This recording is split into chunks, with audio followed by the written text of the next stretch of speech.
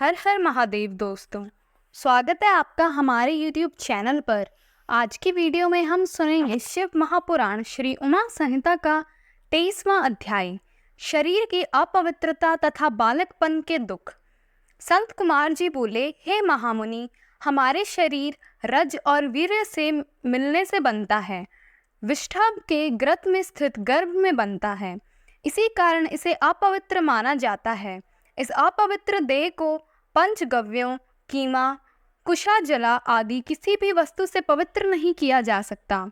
शरीर को मिट्टी से मांजकर गंगा जल से धोने से भी कुछ नहीं होता। उसकी शुद्धि किसी भी प्रकार से नहीं होती। इस प्रकार मलिन आत्मा अनेकों वर्षों तक भटकती रहती है, उसे किसी भी प्रकार से मुक्ति नहीं मिलती।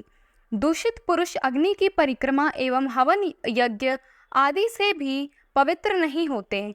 मंदिरों एवं अन्य तीर्थों स्थानों पर निवास करने वाले जीव भी अपने कर्मों का फल भोगते रहते हैं, उन्हें वहाँ भी पवित्रता एवं शुद्धि नहीं मिलती। शुद्ध भावना से ईश्वर की स्तुति में लीन रहकर जीवन बिताने से ज्ञान की प्राप्ति होती है। ज्ञान से हमारा हृदय शुद्ध हो जाता है। ज्ञान रूपी जल एवं वैराग्य रूपी मृत्तिका से उसे शुद्धि प्राप्त होती है।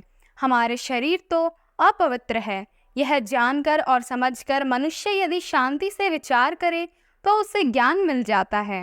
इस प्रकार वह जीवन से मुक्त हो जाता है। सच्चाई यह है कि सभी दुखों की जड़ यह मोह ममता है। यदि हम इसका त्याग कर दें तो फिर हमें सुख प्राप्त करने से कोई नहीं रोक सकता। वह जन्म मरण के बंधनों से मुक्त हो जाता है, परंतु ऐसा होता नहीं, क्योंकि जब गर्भ में ज्ञान प्राप्त करके जीव संसार में पैदा होता है तो फिर सब कुछ भूल जाता है। वह ईश्वर को पहचान नहीं पाता। आँख होने पर भी वह अंधा, कान होते हुए भी बहरा हो जाता है। उसकी बुद्धि नष्ट हो जाती है और संसार में फंसकर वह दुख प्राप्त करता है। बालकपन व किशोर अवस्था में जीव अनेक दुखों को भोगता है।